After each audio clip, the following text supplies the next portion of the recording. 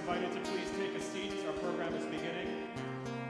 And at your seat, you should find sheets with words of prayers and songs and blessings. If you have one of those, please raise it up like the Winter family is doing. Look around, make sure you have a sheet that says CBE at the top, Hanukkah. We're going to make use of that a few times.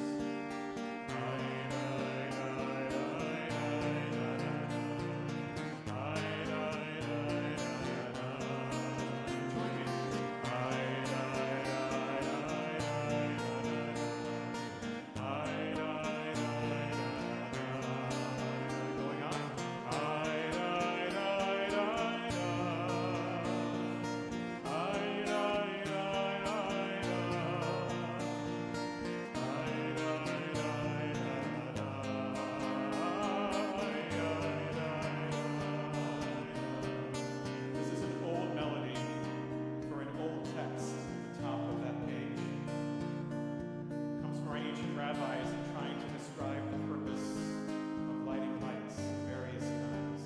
The words for this are Hanerot Halal, the top of your page. Hanerot, Hanerot, Hanerot Halal. Hanerot,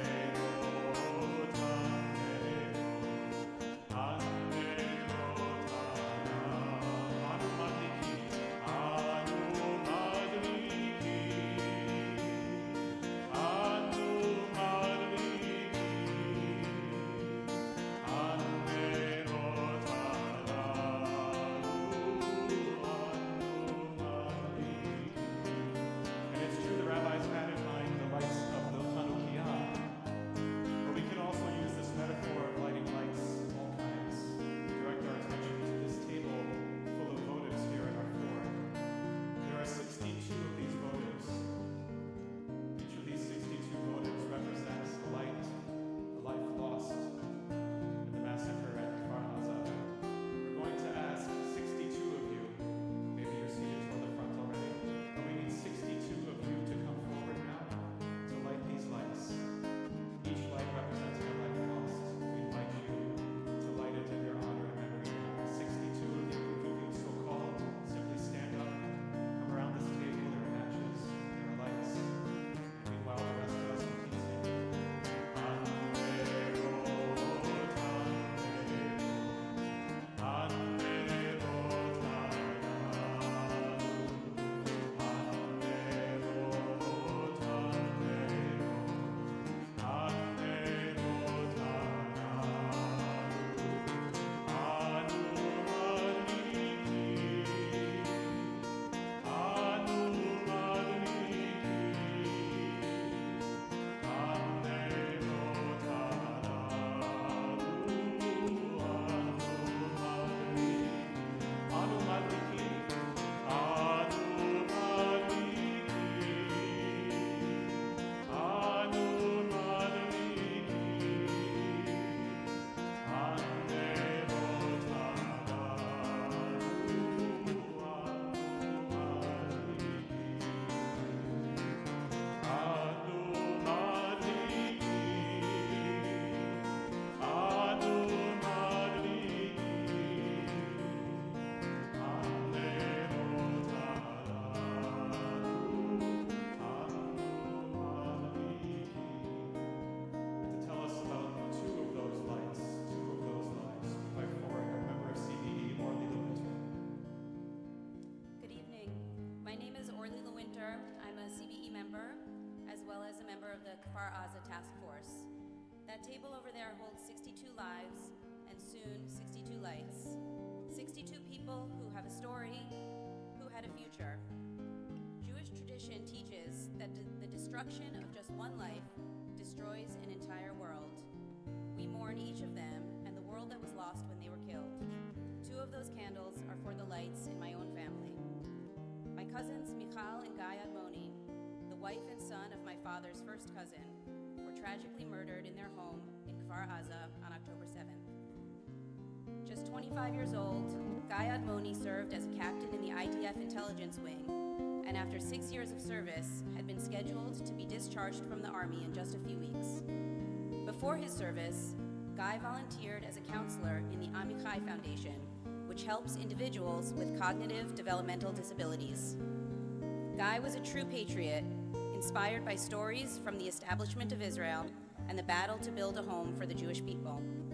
He loved sports, history, reading, and movies. He was a major fan of the basketball and soccer clubs Hapoel Tel Aviv.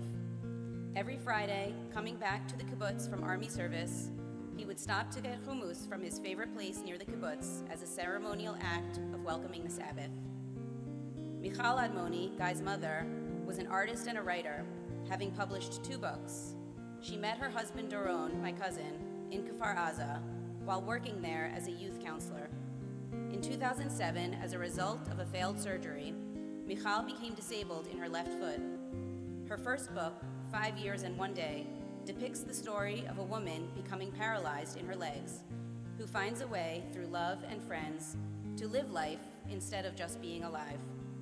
Michal was a lioness as a mother, protecting her children at any cost. She loved reading, writing, drawing, pottery, and long conversations on the porch. Michal and Guy will be missed terribly by their family, friends, community, and the world at large.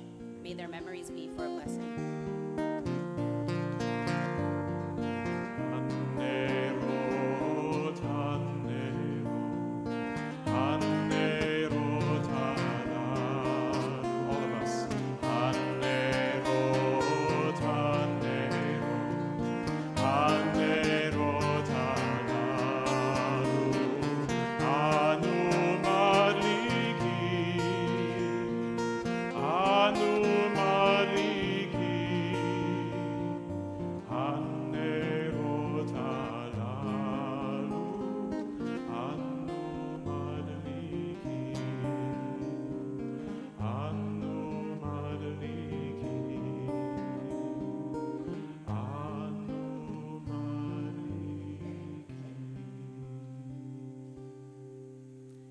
Good evening. I'm Rabbi Stephanie Colin, one of the rabbis of CBE. We are so moved by your presence here tonight, by the fullness of this sanctuary, by your open hearts in this most difficult time that we are living through. Thank you for being here not just to light, but to be the first lights of Hanukkah this year. Thank you, Cantor Breitzer and Orly LeWinter, for opening our time together with song and story, and to let us be with you, Orly, as your family grieves. And thank you to each one of you who lit a candle in memory of the 62 members of Kfar Aza who were murdered on October 7th. It matters that you did that. We come here tonight in grief over the atrocities committed on October 7th, the trauma of it still running through our bodies and breaking our hearts. We come here tonight with an unwavering determination to secure the release of every single hostage still held captive. And we come here in the peace-loving spirit of the Kfar Aza community themselves, also with a great sadness for the suffering of innocent Palestinians who have not asked for this war, but who are living and dying with its dire consequences. We come here with a deep desire to move towards peace as quickly as possible. And we also come here tonight with hope, because tonight we will get to know a beautiful community called Kfar Aza. We will hear from Governor Kathy Hochul, who will be here later this evening, and Congressman Dan Goldman, and we will share and hear about their experiences in the last 2 months. The governor will share her own experiences visiting the kibbutz after the attack and her commitments to this moment. We will light our Chanukiah together. We will bear witness to important stories tonight, including that of CBE member Noga Rothstein, whose cousins from Kfar Aza are still being held hostage. And CBE, and our big, beautiful Brooklyn community, we will find that we have a way to make a difference tonight, to be part of a healing and hopeful future. I want to remind us that we are a big and diverse community. You may not agree with everything that you hear tonight, and that's okay. And we will always be open to talking about all of that in different venues. And there are folks in this room who are in mourning or who are desperately waiting for their loved ones to come home. So I want to urge us all to please honor the solemnity of this moment by participating respectfully in this evening. So let me tell you a little bit about the kibbutz called Kfar Aza. Kfar Aza is a kibbutz in southern Israel, founded in 1951. It's located about 3 miles from Gaza, and as we know, was viciously attacked on October 7th. But before it was known for that, it was known for being a notoriously beautiful place, lush and green, with a close and loving community. A young former kibbutznik and member of Orly's family named Ron told us about growing up on the kibbutz. He said, "We did everything together, from being in the same daycare, sharing the first day of school, all extracurricular activities.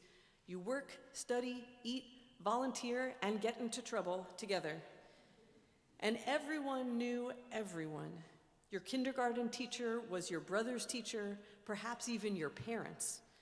You knew everyone by name, the mechanic, the barber, the librarian, the person who fixes computers, and of course, the angry lady who calls your parents when you make too much noise late at night." And the community members were, and are, known for being deeply committed to peaceful coexistence with Palestinians, and lived and live in such a way that they put this value at the center of community life. The losses that they suffered 2 months ago are staggering. The kibbutz itself was destroyed. 62 members of the community were murdered. 18 were kidnapped. 11 of those have come home, some to family, and some, like sweet 4-year-old Abigail, came home to find she is now an orphan. The pain is nearly incomprehensible. The members of the community are processing their tragedy together while living the ongoing nightmare of awaiting the 7 remaining hostages' return. And still, they are doing their best to care for each other in ways that are most urgent and slowly, slowly cast an eye towards some not yet known future. By the end of this night, we'll know a lot more about Kfar Aza's heart, and we will go home, each of us, especially close to the 7 community members still living the terror of being held hostage. For now, we welcome home by name those who, thank God, have been released from Hamas's grip: Oria, Yuval, Ofri, and Hagar Broduch, Adrian Aviva Siegel, Avigail Idan, Amit Susana, and Tal, Gal, Agam, and Chen Goldstein Almog. The family of friend of CBE, Omer Lubaton Granot, who is here tonight and who spoke at CBE just a couple of weeks before their release. Omer, we're so happy for your family to be home. The Kfar Aza community will see a video of this night, and so on behalf of all of us, we are so grateful that you are home, and we pray for your healing of body and of spirit. Throughout this evening, we will be guided by extraordinary members and friends of CBE who have been working so hard to make sure that Kfar Aza lo lavad, so that they know that they are not alone. And near the end, we'll invite you to donate as you feel so moved. Right now, we're just so glad that you are here. And so we invite you now to please turn to a neighbor or a person next to you and take just a couple of minutes to share with them your name and why it was so important to you to be here tonight.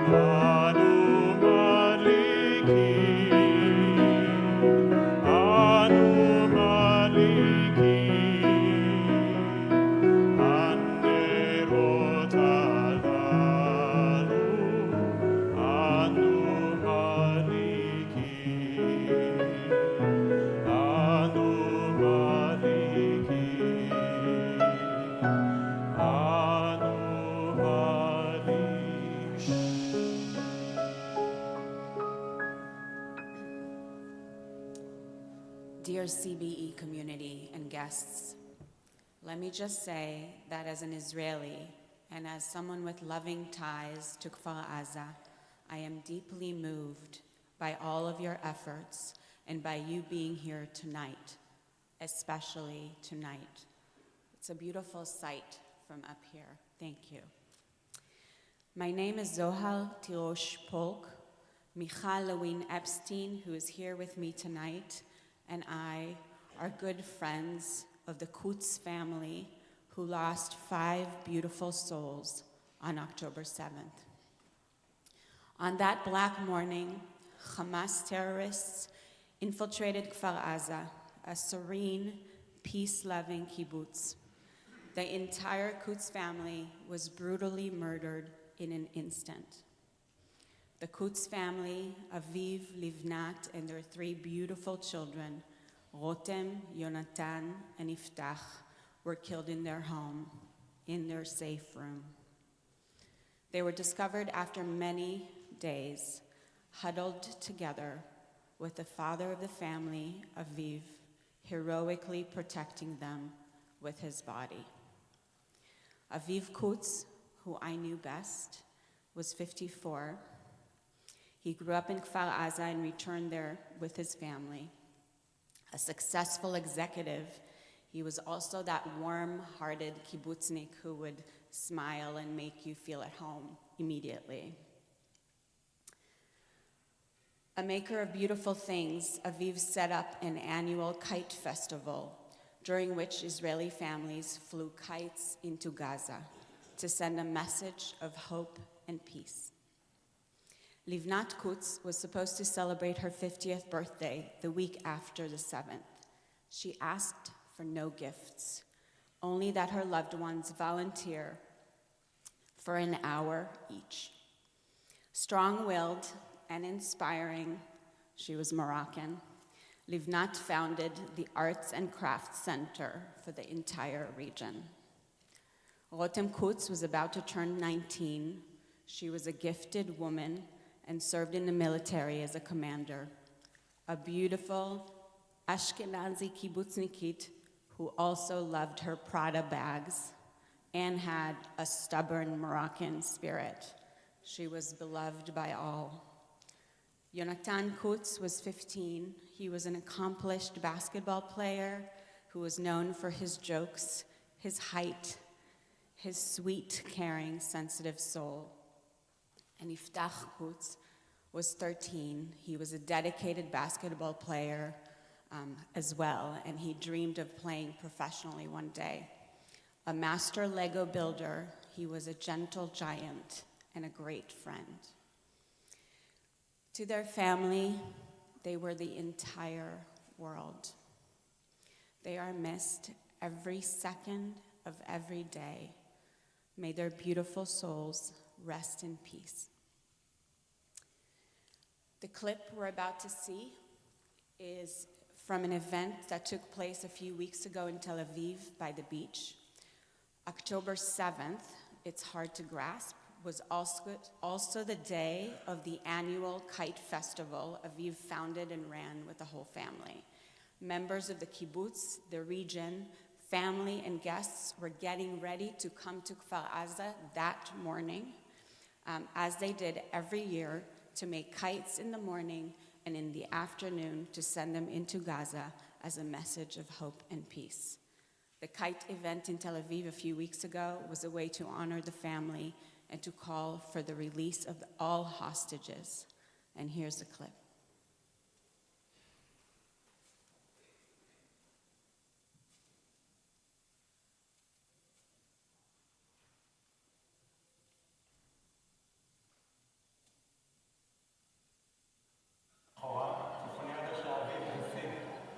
אביב והעפיפוניאדה זה בלתי נפרד. היו כאלה בקיבוץ שכבר קראו לזה אביבוניאדה. אירוע קהילתי, שמח וצבעוני, סמל לשלום ולתקווה. זה היה ביוזמתם של משפחת קוץ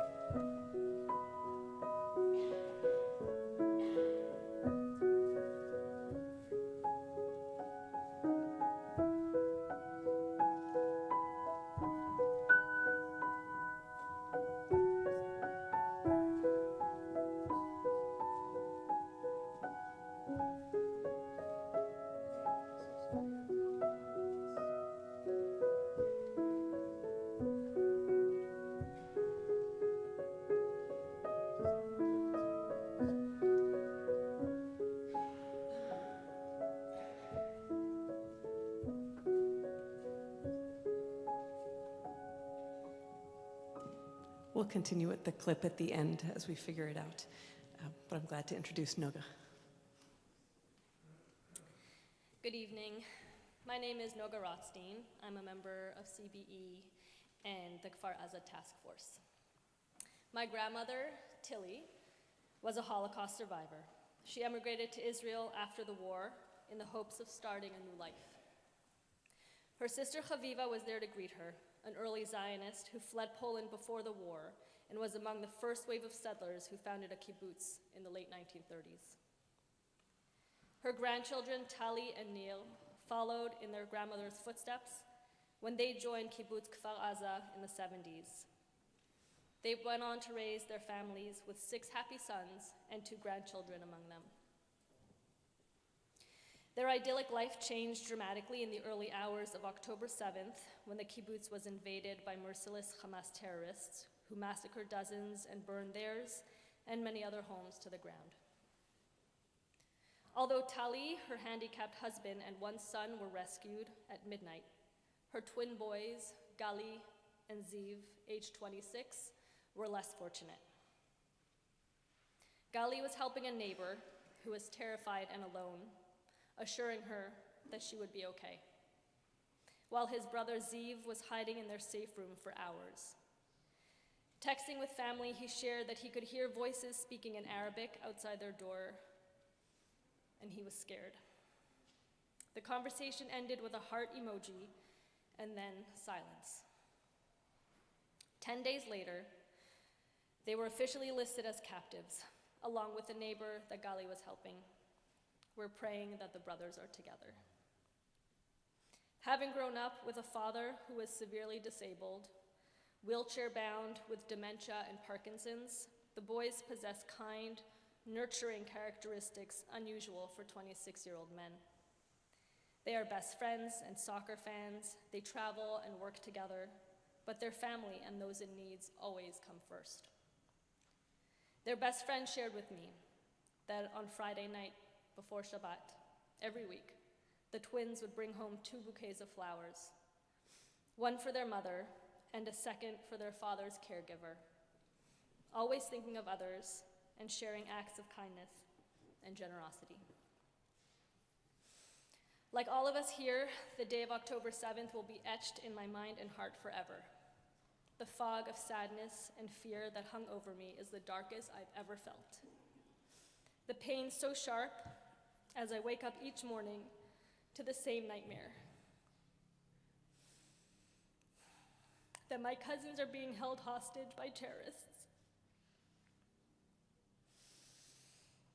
When I spoke with Rabbi Timoner and sat with Rabbi Colin, I shared how desperately I was seeking even the smallest spark of light within the darkness that had consumed me.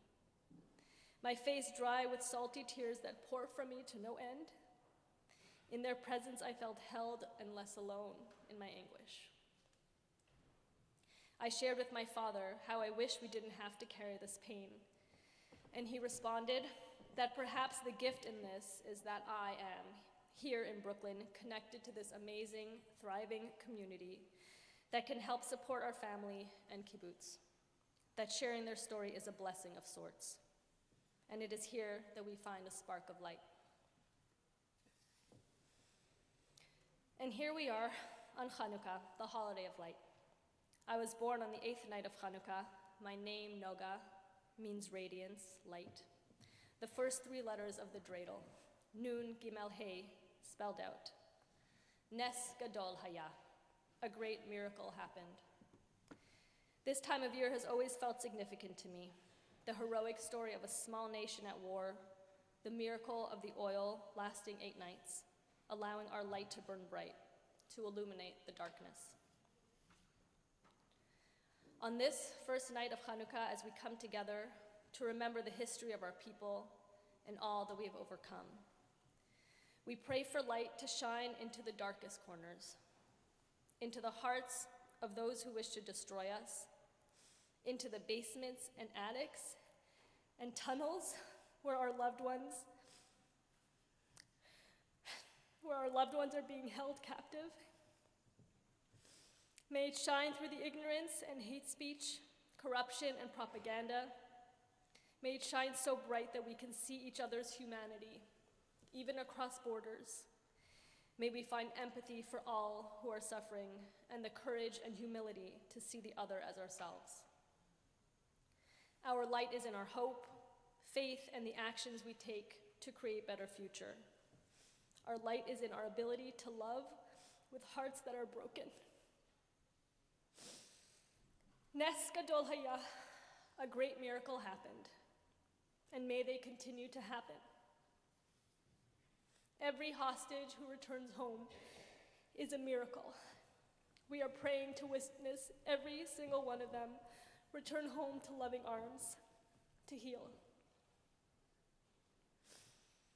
Every Shabbat for the past 8 weeks, as I light the candles, I imagine Gali and Ziv together, smiling, strong, holding 2 bouquets of flowers. I imagine my grandmother and their great-grandmother hovering nearby. I'm reminded that we are children of pioneers and visionaries. We have ancestors who have survived pogroms, inquisition, expulsion, genocide, and I imagine that my dear cousins hold their resilience and tenacity within them. Let us continue to pray for their safe and speedy return and to remain steadfast in our activism, our unity, our love.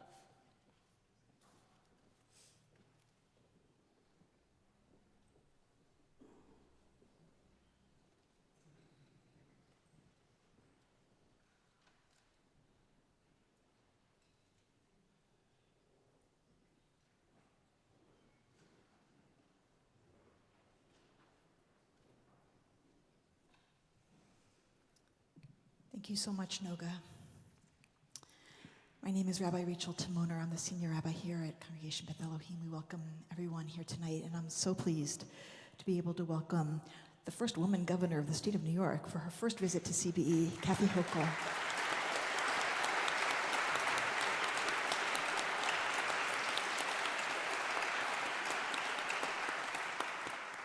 Before she speaks, I just need to tell you that Governor Hochul called me maybe a month, maybe 5-6 weeks ago, just to share with me personally what it was like for her to visit Kfar Aza and how shattering it was for her. This wasn't a political conversation. It was personal, it was raw, and it was clear to me in the conversation how deeply she felt for our people and for Israelis and for Jewish people here in New York, and how troubled she was. She said to me, and we talked about it at length, we spoke for a long time about the anti-Israel sentiment that's coming up everywhere here and the anti-Semitism that is prevalent. And I want you to know that her presence here tonight comes out of a deep, raw emotion that's personal for her. And so it is really with so much gratitude I'm welcoming you here to our community and our congregation on this night as we celebrate the first night of Hanukkah, as we remember those. You see here we have 62 candles for those who died, who were murdered in Kfar Aza, as we pray for the return of the hostages, as we together are raising funds to support the Kfar Aza community. Thank you, Governor Hochul, for being with us, and we're looking forward to hearing your remarks. Good evening. Rabbi Timoner, I've been looking forward to coming here because I knew the purpose of this gathering was to put a spotlight on the atrocities of what happened in this once peaceful little respite from the rest of the world known as Kfar Aza, but also to raise some funds. And I'm encouraging you to realize that this is a community that is literally flattened. It is no longer a place where people could live. It's been devastated. So I thank you for your efforts here tonight, Rabbi Timoner, and all the people here for your generous sense of spirit and solidarity. It's also hard to stand here because I thought to just come and talk about my experiences in Israel. But even as recently a few hours ago, I had to announce to New Yorkers that there had been another hate crime, this time at a synagogue in Albany, Temple Israel, where I had gone literally October 7th that night as the news was coming out of Israel about what happened that morning. I wanted to go there because they were having a Sukkot celebration, a beautiful, beautiful day, and it was marred by this knowledge of what had happened half a world away, but to so many people that they had a connection with and a love for and family members. So that very place this afternoon at 2:30 was the site of where an individual was a heart filled with hate, had a gun, went to the parking lot. Thank God did not enter the facility, because at the time there were probably a dozen or 2 dozen preschoolers at the early childhood center. But while he was outside, he shot a weapon, screamed atrocities. But I want you to know that he's been arrested, he's in federal custody, and will continue to make an example of individuals who dare raise a hand or threaten or try to intimidate anyone in New York, in the state of New York, but particularly on the eve of Hanukkah for this to happen. I know it just brings more fear and anxiety. So thank you, Rabbi Timoner. Thank you to the elected officials who have stood in solidarity with the people of Israel at this time. I see Brad Lander is here, our comptroller, and I know that Congressman Dan Goldman is either here or joining us soon. But let me tell you about what I saw. I arrived after traveling all night, and I will preface by telling you I had a conversation with my father, because even as old as I am, he still worries about his little girl. And I wanted to say, I was debating, do I tell Dad that I'm going off into a war zone? Because he watches every second of CNN. He knows everything that's happening. Or do I just come back 36 hours later and tell him after the fact? I did not want him to worry. I had gone to Afghanistan as a member of Congress. I'd gone to a lot of places, and you always wonder, do you want to do this to your parents? But something told me I should call him. I spoke to him as I was leaving JFK. I said, Dad, I'm going over to Israel. And he said, Dolly, he used to call me Dolly. Dolly, I'm so proud of you, but keep your goddamn head down. So that was my crusty Irish Catholic father. But Dad, for his 80th birthday, had wanted to go to Israel. He went to the Wailing Wall. He went to all the sites, and it meant the world to him. He felt connection, and I desperately wanted to go there and tell him when I came back what it was like. But during my journey, unbeknownst to me, he had had a brain hemorrhage, and not long after I arrived, I found out that he had passed. Shocking, since his doctor that day said, you're going to live longer than all of us. I'm not recommending that doctor to anyone. But as soon as I arrived, my staff knew the news, and they said, yeah, we'll get you back. We'll let you come back. And I said, I can't go back. I can't go back because one is not shocked in life to lose an 87-year-old father. But I needed to comfort a nation where people lost their young wives and their cousins and nieces and babies and children, and there were so many in harm's way. I said I needed to stay, and I literally went to the Wailing Wall that morning and put a note, 2 notes. I don't know if you're allowed to do 2 or not, but I did 2. Hope that's okay. But I wrote one to bring peace to the people of Israel, help them in their time of pain, help them feel love from all of us, but also one for my father. So that gave me a great sense of peace as well. So I stayed in my journey, and one of the first places we went to was a makeshift camp for the people who had become refugees because their home in Kfar Aza was devastated. And I went to this courtyard, and there were all these children running around. It was almost surreal. There were dogs and cats. People rescued their animals, and there were people sitting Shiva in different rooms because they had lost loved ones, no doubt among the 62 that are remembered here. I went to another room where there were family members who were waiting for news of hostages. Now, this was just about 9 days after they were gone, thinking any day now we're going to get the news that they're okay, or they're going to be released. Is what's happened to them? Are they okay? And one of the first people I met was a very handsome young man, and he was so shocked. He said, they took my wife, my 4-year-old, my 8-year-old, my 10-year-old, and a little 4-year-old girl named Abigail, who literally witnessed her parents being killed down the street, but she found her way to safety in this home of her friend, but was also kidnapped with them. And I'm a hugger, I hug everybody. So I hugged him and just in silence said, I'll do what I can. We have to bring them home. And that was one of the families. And everyone saw the world of Abigail. When she was 3 years old, her 4th birthday was in Israel, but she was reunited with her father. And that was one of the bright lights as we think about Hanukkah and the time of lights in the darkness. That was truly one of the few lights that have come out of this experience. I saw another man about my age, and he was in disbelief, sitting there stunned. And he told me that he was in San Francisco at the time of the attack. What are you doing in San Francisco? He says, I went to welcome my first grandbaby, a joyous time. And I said, I'm a new grandma too. I know how special this is. But he said when he was over there, the attack came, and that his wife, who wanted to journey, but she was too ill to make the trip at the time, was found in the arms of his son, both killed that morning. She never got to see her first grandbaby. The stories went on. And I believe tonight she may be seeing a film about a kite. And I'll give you a little prequel if that's all right. Spoiler alert.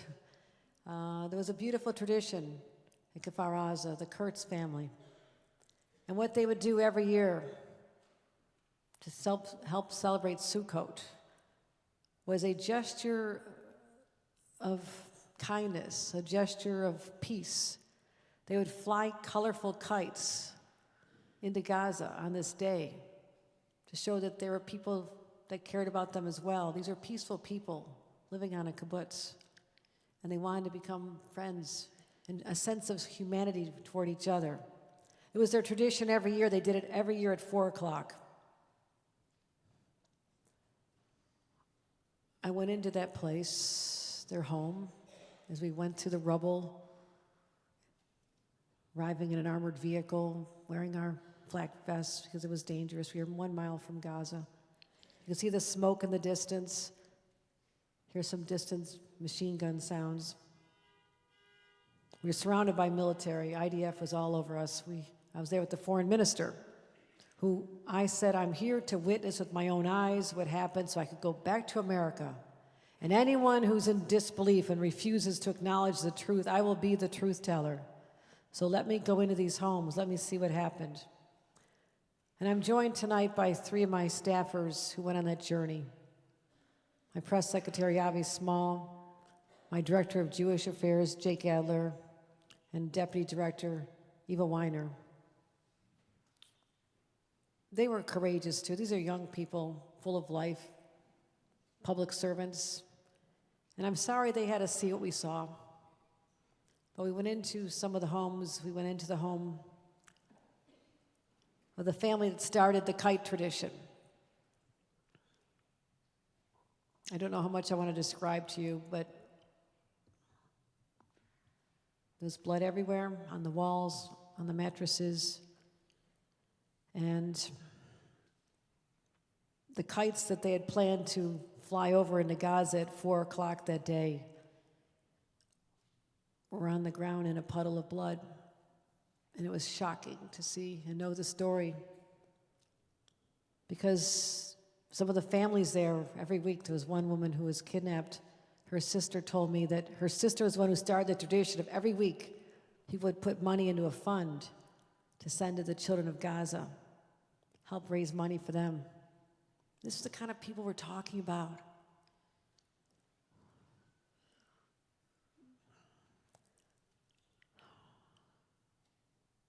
So, I'm deeply affected by what I saw, but I know that I must stand up and speak even louder.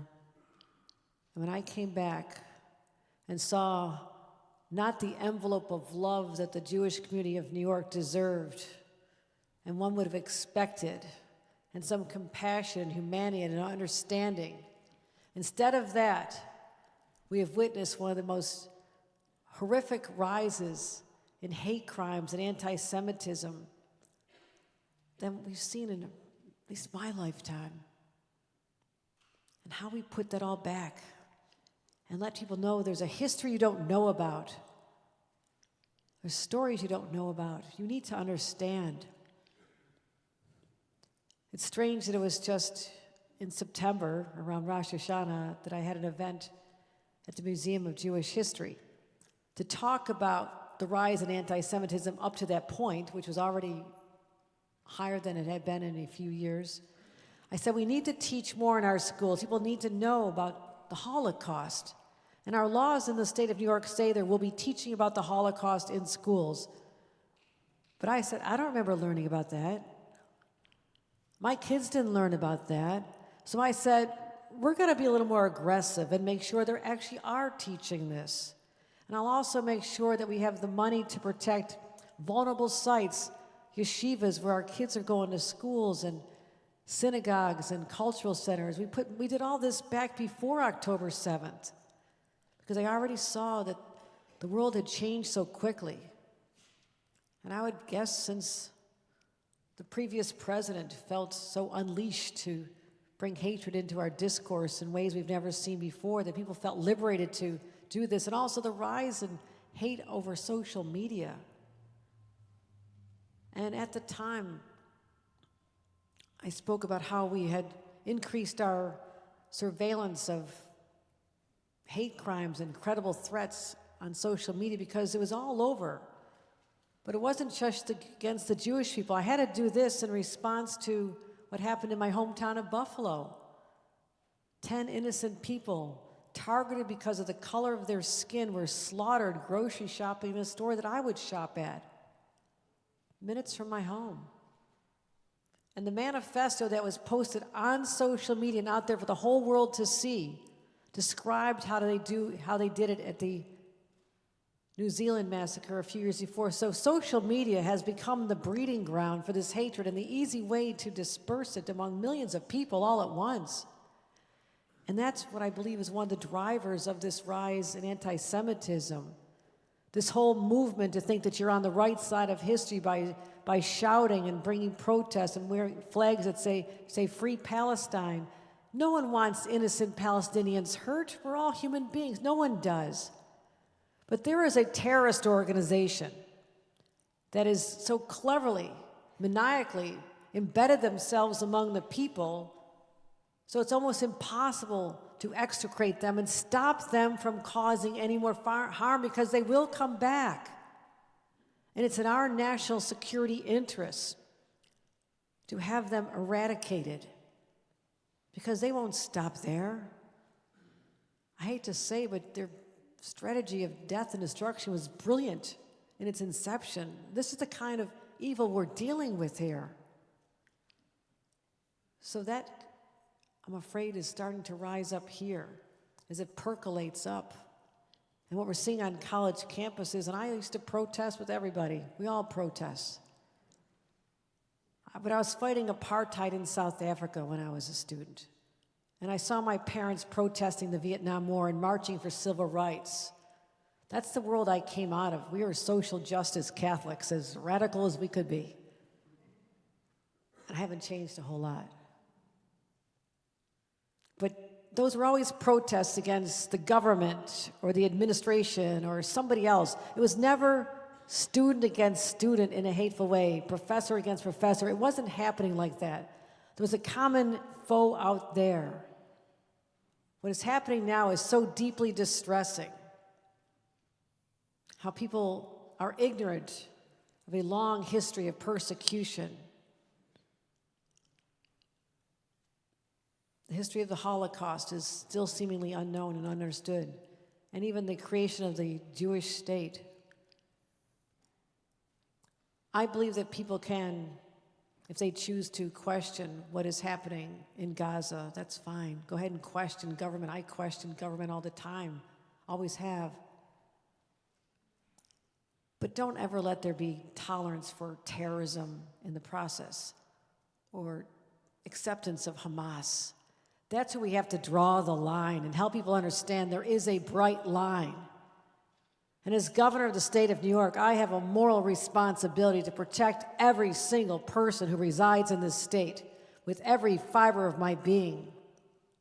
And I'll continue to do that. And it's not just about the millions of dollars we're giving towards security and getting our state police on high alert and my National Guards already. We're protecting sites like this all over the state. And I'll be in Albany later tonight. I'll go to the synagogue that had that horrific episode here just today. And I'll be at the Shabbat service with them tomorrow night to let them know they're not alone. What I want to see is what the Jewish people gave to others, other people who had been oppressed. The Jewish people marched during the Civil Rights Movement. They stood up with the George Floyd marches as well. They called out Islamophobia after 9/11. The Muslim ban that Donald Trump instituted. People went to the airports. Lawyers went to the airports to say, we're here with you. Don't let that happen. That's not who we are.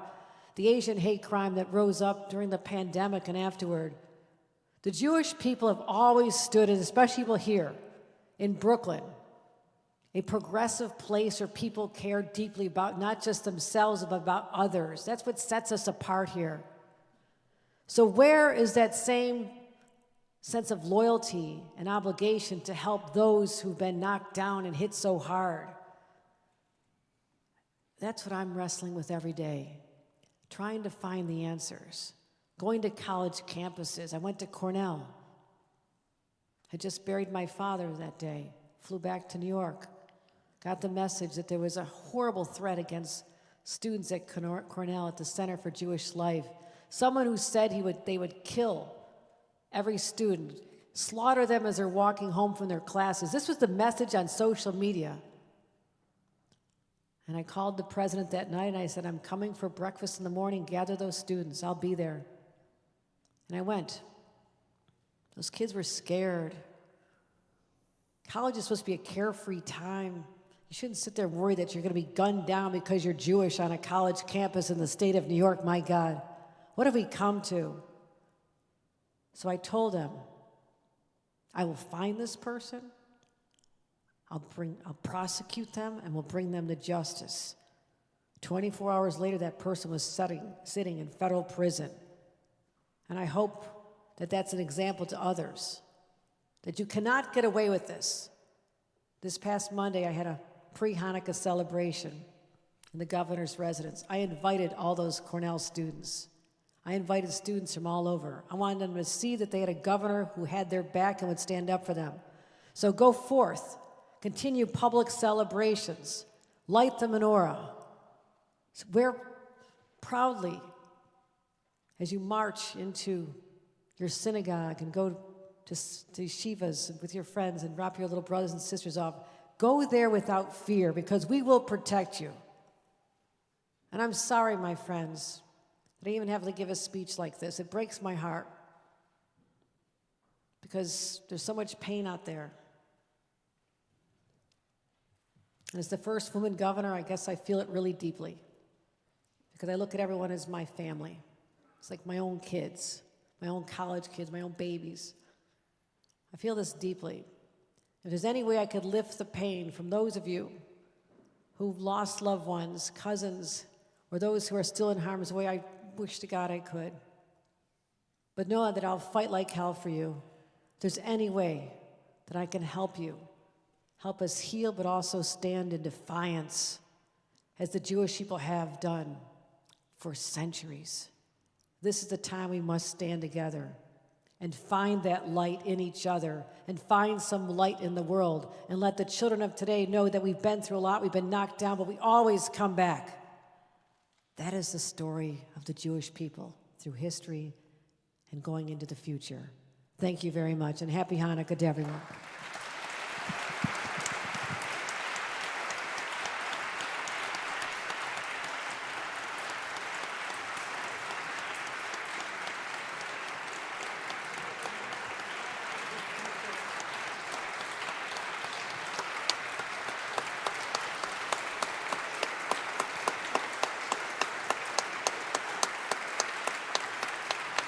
The standing ovation says it all, Governor Hochul. Thank you for your heart. Thank you for your courage. Thank you for your voice. Thank you for your compassion. Thank you for your solidarity. Thank you for your conviction and for standing with the Jewish people here and in Israel as we fight against anti-Semitism and stand for our right to simply be. Thank you so much. And I'm so pleased to also, please stay here because we're about to light the Hanukkah candles, but I'm also so pleased to be able to introduce our member of Congress, Representative Dan Goldman, who has been with us throughout this time.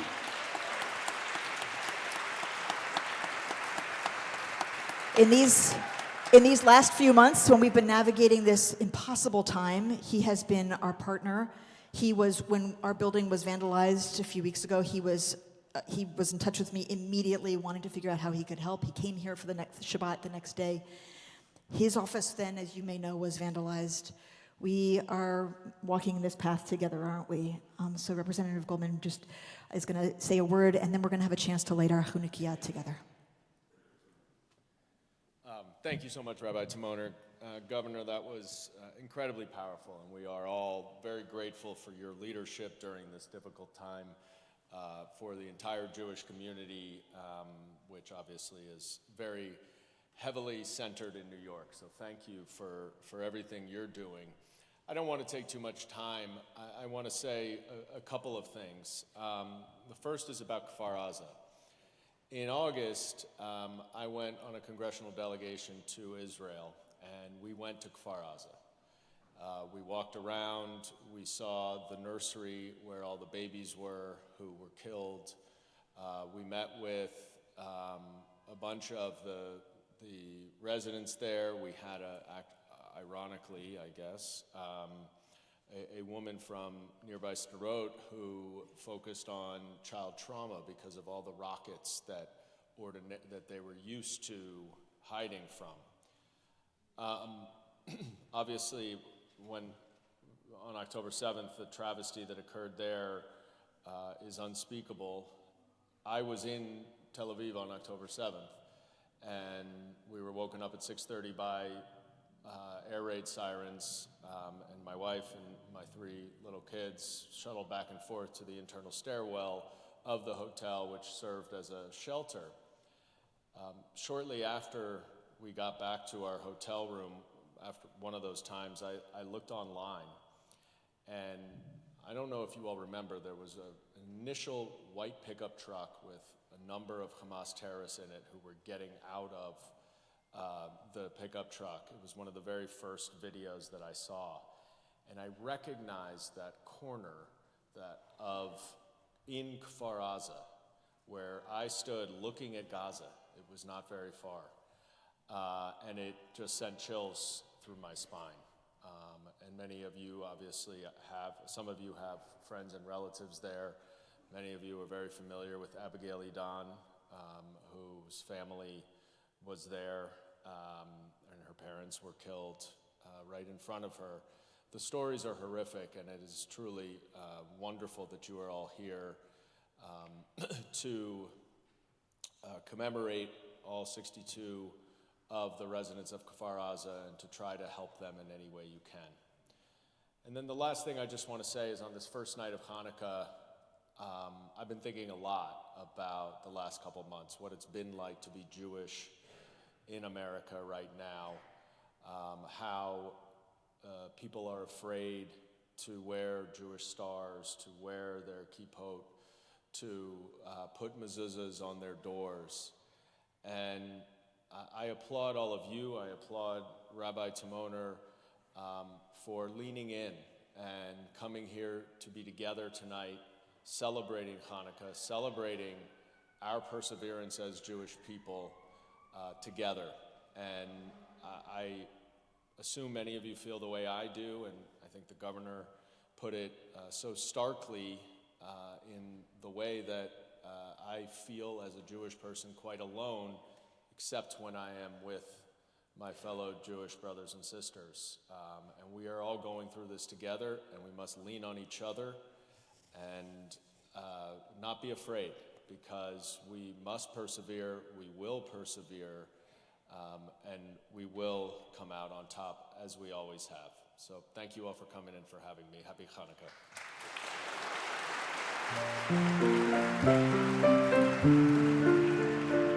I invite you to return to your handouts for the words of the Hanukkah blessings.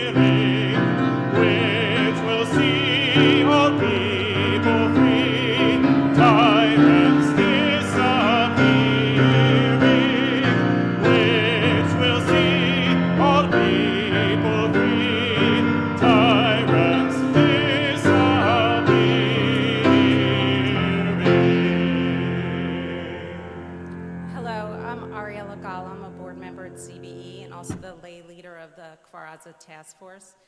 As we move to the conclusion of this evening, we ask that you hold on and join us. We still have some very important parts of our program to get to. Good evening. My name is Morbiran Granate. I'm a friend of CBE community and also a member of the Kfar Aza task force. I'm about to share with you a post written on November 27th by Ilanit Suissa. Ilanit is a member of Kibbutz Kfar Aza and a survivor. She is also an accomplishment movie director and writer. We met Ilanit on November 20th. She and her 13-year-old daughter, Renana, came for a short visit to New York City, and we had the privilege to hear her story and share with her the CBE community intention to walk alongside Kfar Aza. She wrote, "I went to Kfar Aza. I drove home. I thought if I was home, I might understand. The way to Kfar Aza is long, and the travel time is extensively prolonged due to the impossibility of using regular roads. With every additional kilometer to the right, my mental spring stretches to the highest possible state. As soon as you reach the Sderot area, the presence of the war becomes apparent. Roadblocks, soldiers, and tanks maneuvering back and forth. We've witnessed similar images in the past, but this time there is a sense of urgency in the air, and the intensity of the battle's darkness is well felt, even though it was daylight. Upon reaching the entrance pathway to the kibbutz, my heart shuddered at the sight of the tattered home of the Hermesh family. The house has crumbled into pieces, and I see the magnitude of the horror. I recall Shai Hermesh walking among the grasses, removing wild plants, weeding, and voluntarily taking care of the communal garden. How is his house now smashed to pieces like this? Perhaps it mirrors the shattered hearts of the entire Hermesh family, grieving the loss of their son Omer, who was murdered, and to the hearts of all of us for many unbearable losses. The torn down trees on the side of the road indicates that the IDF was here with tanks, but the path that leads to our house and to the Peletz family is orphaned. Gagan is not there to welcome me with a lit face. Zohar is not there with the curls and shiny smile. I don't have Gagan, I don't have Izhar, I don't have Daniel. Just abandonment around our house, gardens, and yards. I entered the house with a scattered soul. What am I actually trying to find? Luckily, Renana was precise and sent me an organized list of what to bring. The safe room is upside down. Cats came in and did as they pleased with it. The bread that was left in the room after I crawled out to satisfy our hunger brought up to mold. And Yailonet cleaned the dirt as if we would soon return to live in this house. Chagit and Segoli urged me to focus. What else is needed? I looked at my book collection and didn't know what to take. I also don't have room in our small bedroom in Shfaim. A phone call from the IDF spokesman interrupts my thoughts and the self-pity I displayed with great talent. They heard that I'm in the kibbutz, and they want me to come talk to the group of foreign journalists. Since our Holocaust incident, I no longer fear expressing myself in English. They will understand every word. They will feel my pain even if I use a verb in the future tense when it should be in the past tense. The journalists are waiting for me in the neighborhood of the younger generation, where the massacres was the greatest, where they slaughtered young men after young men, young women after young woman. Some of them were kidnapped. With trembling legs, I stand before the area, devastated by the tragedy, and address the journalists, conveying mainly, we wanted to live in peace. We fought for peace. On the other side, some invested all their money and energy in making war, in murder, in hatred. I am homeless, jobless, and without an agenda. I don't have one solid style to put on, shake heat foot on. We exit Kfar Aza. I believed I would come to understand something, but to the contrary, the release of the precious families we yearned for only deepened my puzzlement. Is it conceivable that I'm truly living in an historical period marked by such atrocities? The phone call with Renana, inquiring about our return, as she's already missing us. The phone call became the sole source of strength that prepared me forward. Emerge from the dust. Oh, how deep is the pit. Strong, strong, and we will be stronger. Chazak, chazak, v'nitchazek. It is the stories like the one that Moore has just shared with us that have propelled us to this very moment, to try as best we are able to offer light in a time of such great turmoil. On October 14th, in a powerful sermon, Rabbi Timoner gave us all a framework for thinking about our experience of this war in concentric circles of concern, giving us space for us to grieve and care for our family at the center of those circles, even as we know our care also extends to the rings that surround it. The next week at CBE, we decided to draw an inner circle around a community in Israel, to hold them close and to focus our efforts to make a real impact. We soon learned of Noga's family, of Ziv and Gali, who were being held hostage, and then of Orly's family, Michal and Guy Edmoni, also from Kfar Aza, who were killed. Kfar Aza then became a part of our extended community.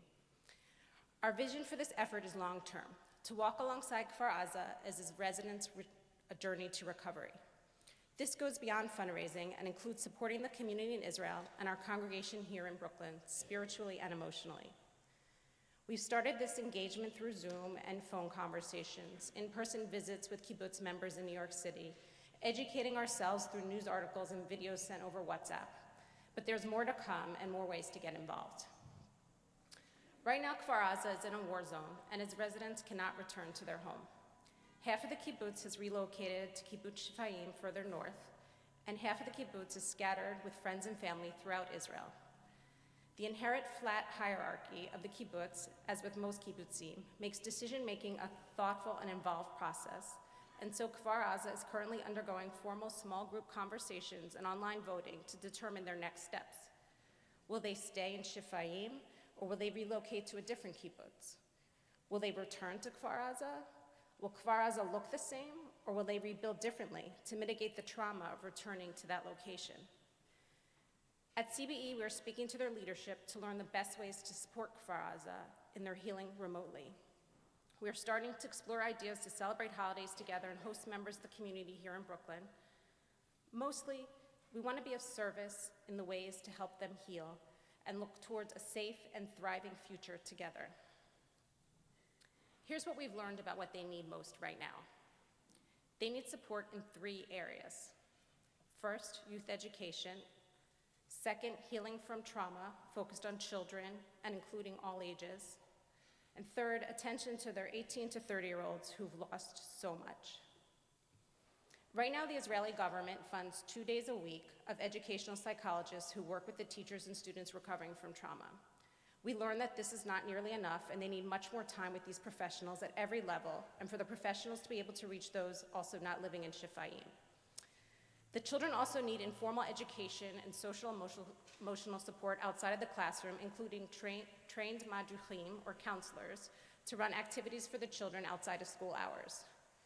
In addition, since the attack, the children have not been able to consistently learn, and this has left enormous gaps in their education, which adds to their stress and inability of the community to move forward. They are now working towards summer academic intensives with math, science, and English experts who will travel to the Kfar Aza community in the summer so the students don't fall behind and can feel hopeful again about their future.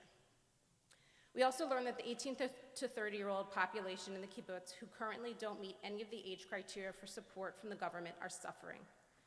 This cohort, Ziv and Gali's contemporaries, will need therapy and support, just like the rest of the community, and we can help here too. One day, far down this road, we hope we will also be able to support the rebuilding of the physical place itself. But first, we have a chance to support the rebuilding of the members of the community and their ability to one day be able to come home. So thank you all who have donated already when you registered for this evening. We have raised funds and are encouraging your contributions tonight, and you will receive cards that have a QR code on them. To date, we are so proud to share with you that our community has already raised a significant amount of $300,000, of which $250,000 is from an anonymous donor, and $50,000 is from 277 individuals who have contributed to Kfar Aza. I know that sounds like so much, and it is, but also it's just the beginning. The needs are so great. By prioritizing our efforts to support education and mental health, we are investing in the future of Kfar Aza, the future of our people's ability to hope and grow, the future of an Israel that chooses peace and coexistence. Join us in taking our first steps to walk alongside the kibbutz through the next phase in their journey. Please participate in the Kfar Aza CBE events you will hear in the upcoming months, and continue to donate to these efforts to demonstrate to Kfar Aza that they are not alone, but are part of CBE's inner circle.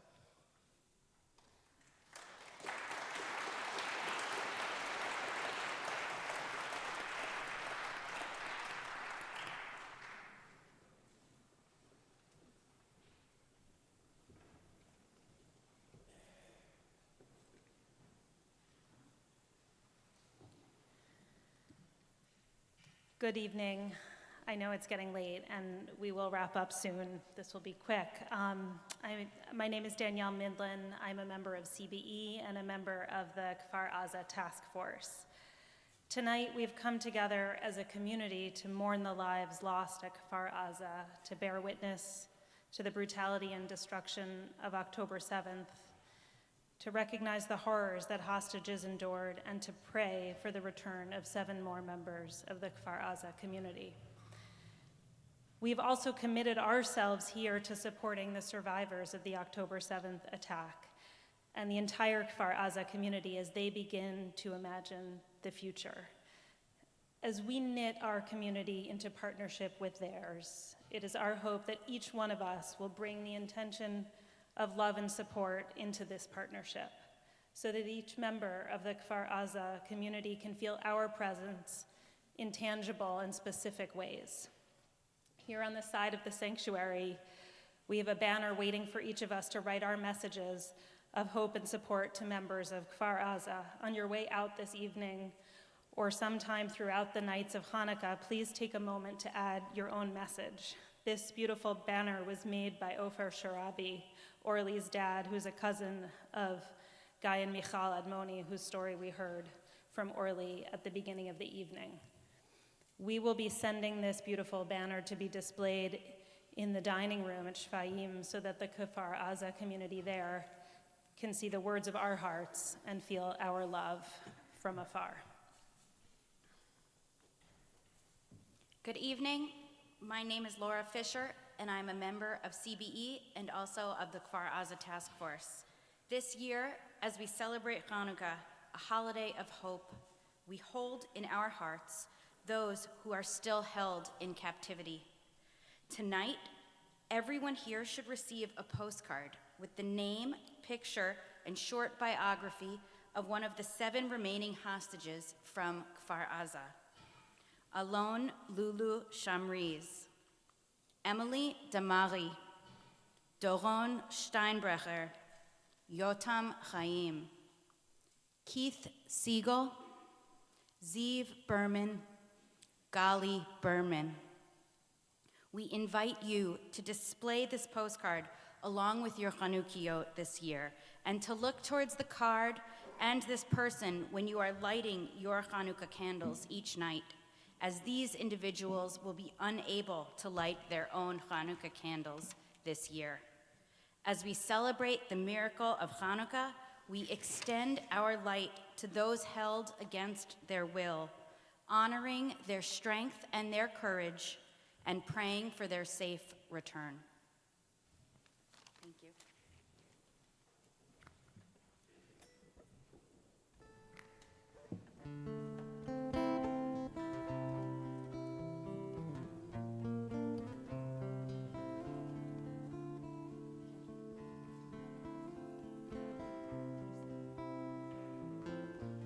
We're going to try to see that film now.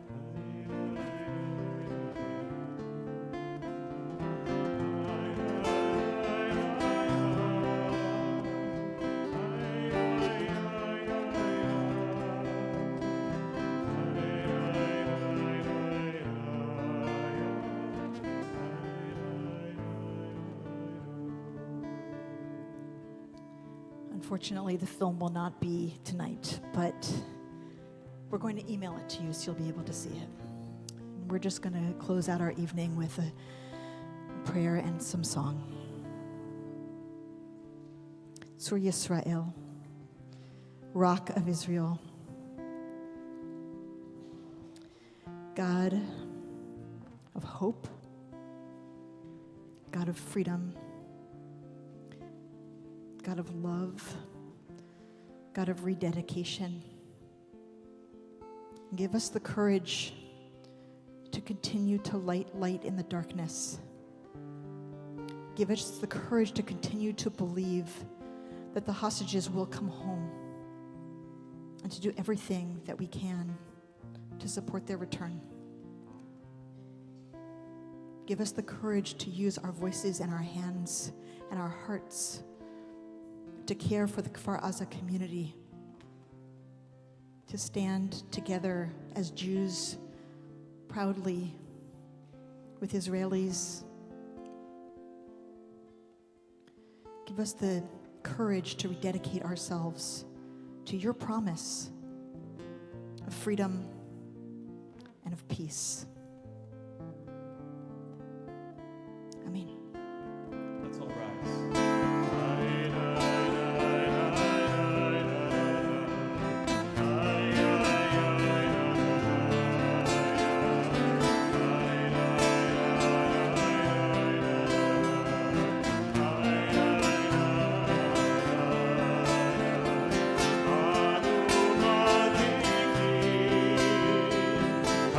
Hanukkah.